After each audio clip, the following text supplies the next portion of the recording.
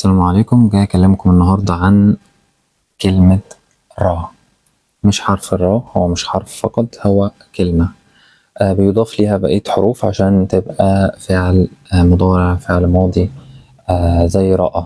وهنلاقي كلمة را ذكرت في القرآن في أكتر من موضع، وهو بدون إضافة ألف طبعا، هو راء فقط. الحرف نفسه هو كلمة في حد ذاته بتعني الرؤية. لذلك هنرى ربنا سبحانه وتعالى بيقول أولم ير أو أولم تر. فحرف الراء في حد ذاته هو عن البصيرة. والرسول صلى الله عليه وسلم مش كده، ودي الكلمة الأصلية، الكلمة في القرآن اللي بتعني البصيرة. مثل الأعلى، مش هنمثل يعني حاجة، لكن هو للتعلم فقط. نلاقي في أكتر من موضع عندنا في القرآن ربنا سبحانه وتعالى بيذكر ولو يري الذين ظلموا إذ يرون العذاب. يعني يبصرون بقى، خلاص في بصيرة يوم القيامة، في بصيرة مش مجرد نظر بالعين، دلوقتي في بصيرة. لذلك ربنا سبحانه وتعالى بيذكر دايما عند البصيرة إن هي الأساس للرؤية الروحية. البصيرة هي الأساس للرؤية الروحية. لذلك قول ربنا سبحانه وتعالى بيأتي را أو يرى أو ير أو يري. مفيش حاجة اسمها يرى، هي يري يعني ربنا سبحانه وتعالى بيري الناس دي، فهي للبصيرة. لذلك ربنا قال في أكتر من موضع إنها لا تعمل أبصار، لا تعمل أبصار. يعني لا تعمل أبصار، يعني البصيرة مش موضعها العين أبدا، ولكن البصيرة موضعها القلب. تعمل أبصار القلوب التي في الصدور. يبقى لذلك ربنا سبحانه وتعالى بيقول إنك لا تهدي العمي عن ضلالتهم. ليه هم العمي بيضلوا عشان الدنيا ضلمة أو مش شايفين؟ لأ، هم العمي عشان هم عمي عن كتاب الله، مفيش بصيرة. لذلك ربنا دايما بيربط البصيرة بالقلب الروحي، الفهم المعنوي فقط. لكن النظر، الرؤية المادية، ربنا سبحانه وتعالى بيقول نظر، انظر إلى الجبل إن استقر مكانه فسوف تراني، تبصرني ببصيرة أو عين الروح. لذلك في عين البصيرة، ولذلك في عين النظر. فربنا سبحانه وتعالى بيذكر في أكتر من موضع أولم ير الذين كفروا أن السماوات والأرض كانتا رتقا ففتقناهما. هم مش يعني ما شافوش حاجة، ولا هم كانوا موجودين وقت خلق السماوات والأرض من نص القرآن، لكن ربنا سبحانه وتعالى بيذكر إن دي البصيرة، دي الجزء اللي المفروض يتدبروا فيه ويشغلوا بصيرتهم. فده معنى كلمة ير، إن هي أصلا حرف الراء هو أصلا في الأساس كلمة را تعني البصيرة. لذلك را في المصرية القديمة زي ما قلنا هي البصيرة، وبيرمز بها برضو للشمس يعني. وأن سعيه سوف يرى يعني ربنا سبحانه وتعالى برضو اللي هيخلي يشوفه يبصره يعني. فهي في الأساس كلمة را محطوط لها الياء ير، أو الياء الأولانية والياء الأخرانية يبقى يري. لذلك برضو هنلاقي في الآيات بتاعت سيدنا موسى لما قال لقوم إن أنتم ما ينفعش تبصروا ربنا، هنلاقي إن مذكور في نفس الآية اللفظين بتاعت النظر والبصير اللي هي الرؤية. لأن الرأى را زي ما بذكر لكم، يعني زي ما بقول لكم إن را ملهاش أي علاقة بالنظر، النظر ده را ملهاش أي علاقة بالنظر المادي، را بتعني البصيرة. ربنا سبحانه وتعالى بيقول وإذ قلتم يا موسى لن نؤمن لك حتى نرى الله جهرة فأخذتكم الصاعقة وأنتم تنظرون. يبقى هما بيطلبوا من موسى إن هم إن ربنا سبحانه وتعالى يخليهم يبصروا ربنا، لأن ربنا شيء سبحانه وتعالى شيء روحي ما بيتشافش بالعين المجرد، لا تدركه الأبصار وهو يدرك الأبصار وهو اللطيف الخبير. ربنا سبحانه وتعالى بيذكر إن هو شيء روحاني مش هينفع يتشاف بالأبصار. هذا للتفكير وللتدبر، دي حاجات جميلة جدا وعظيمة جدا، لو تدبرناها هنفهم يعني إيه رأى أو رأى، وهنفهم يعني إيه ينظر. ده العمى هو عدم إبصار القلب، عدم إبصار القلب، عدم إبصار الحكم، حاجة روحانية مش حاجة مادية إطلاقا. لذلك ربنا سبحانه وتعالى لما بيجي يتكلم عن معشر الملائكة عن نفسه، ربنا سبحانه وتعالى بيقول قد نرى تقلب وجهك في السماء. ليه؟ لأن ربنا سبحانه وتعالى مش بينظر، ربنا سبحانه وتعالى ملوش عين، وله المثل الأعلى سبحانه وتعالى ليس كمثله شيء. فنلاقي في آيات تانية لذلك في آيات زي سورة البقرة الآية 246 ألم تر إلى الملأ من بني إسرائيل. الرسول صلى الله عليه وسلم ما شافش حاجة زي دي، فهو بيقول له أبصر الحاجات دي بحكمتك، أبصرها بعين البصيرة، تقبلها عندك جوه قلبك إن أنت نظرت ليها بعينك. لكن هو بيقول له ألم تر، يعني خلاص تقبل الشيء، أبصر الشيء، أبصر الشيء بعين البصيرة. وبرضه ربنا سبحانه وتعالى لما يذكر الرسول في أكتر من موضع من آية بيقول ألم تر، في شيء خالص، ألم تر إلى الذي حاج إبراهيم في رب. فالموضوع واضح جدا في القرآن بس محتاج تدبر. واللي يوضح لكم إن ربنا سبحانه وتعالى لما بيتكلم عن بصر القلب بتاعت آل عمران الآية 13 اللي بتقول قد كان لكم آية في فئتين التقتا، فئة تقاتل في سبيل الله وأخرى كافر يرونهم مثليهم رأي العين. يعني أنت بتبصر إن في فئة كافرة وفي فئة مؤمنة، وأنت بصرت إن دي مؤمنة وبصرت إن دي كافرة بعين قلبك، عرفت أنهي واحدة المؤمنة وأنهي واحدة الكافرة. والله يؤيد بنصره من يشاء إن في ذلك لعبرة لأولي الأبصار. مش الأبصار دي، أولي الأبصار. ربنا سبحانه وتعالى بيتكلم إن القلب بيعقل ويبصر، عين البصيرة. الموضوع واضح جدا إن ملوش أي علاقة بالنظر اللي احنا بنشوف بيه الشيء المادي. موضع تاني من الآيات في آل عمران آية 143 بيشرح إن في فرق كبير جدا بين النظر والرؤية. ولقد كنتم تمنون الموت من قبل أن تلقوه قد رأيتموه وأنتم تنظرون، رأيتموه وأنتم تنظرون، فقد رأيتموه وأنتم تنظرون. زي الآية الجميلة بتاعت سورة قاف فبصرك اليوم حديد، إن وقت الموت ربنا شاء إن هو أنت ترى ملك الموت.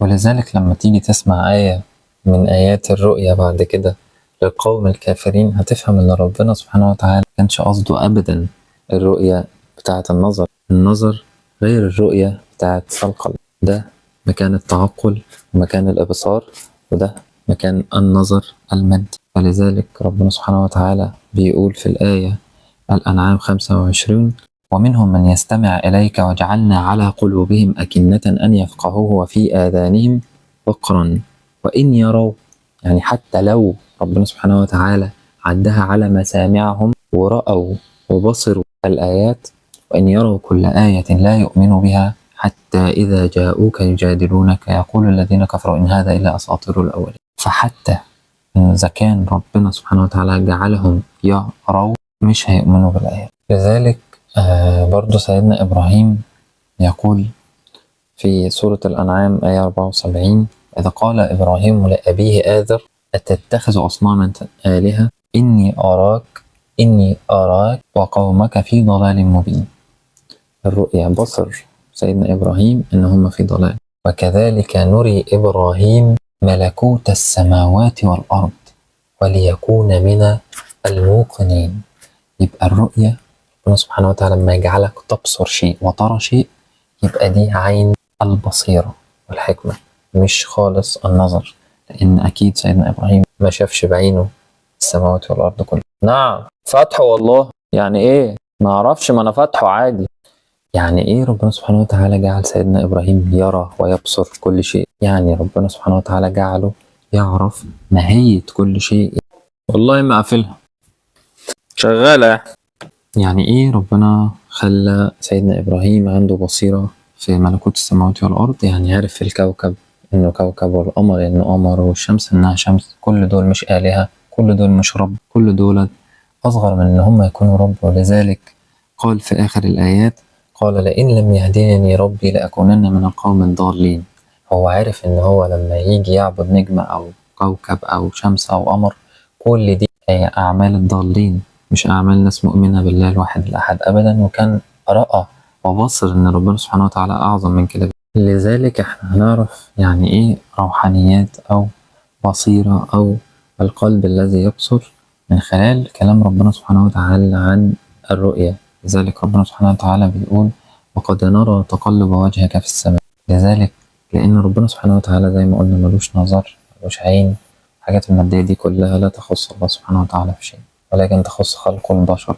ولذلك حتى لما يجي يتكلم عن الجن ربنا سبحانه وتعالى بيقول ويرونك، أو الشيطان اللي هو برضه من الجن، ويرونك هو وقبيله من حيث لا ترونهم.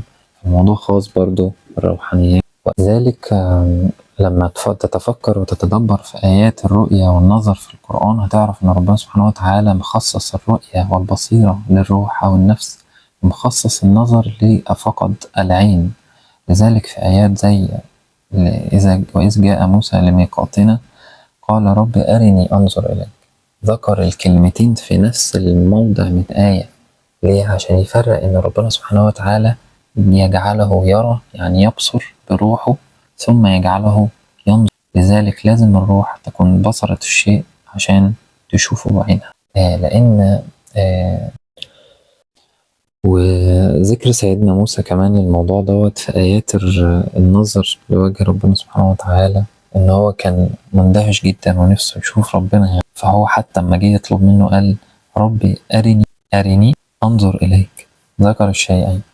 لذلك هو يعلم معنى رؤية البصيرة، أو كيف يريها الله بروحه وكيف يجعله ينظر بعينه. فلذلك لما تيجي ترى شيء أنت كده بتبصره بروحك، لما تيجي تنظر لشيء أنت كده بتراه بعين. إذن في رؤية مادية، في رؤية معنوية اللي هي روحية يعني. في فرق بين الشيئين.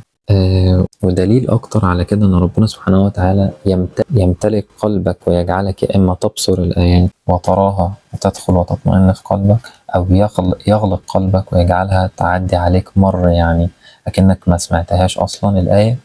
إن في ربنا سبحانه وتعالى وعد الناس إن هو قال كده بالنص في سورة الأعراف 146 سأصرف عن آياتي الذين يتكبرون في الأرض بغير الحق وإن يروا كل آية لا يؤمنوا بها وإن يروا سبيل الرشد لا يتخذوه سبيلا وإن يروا سبيل الغي.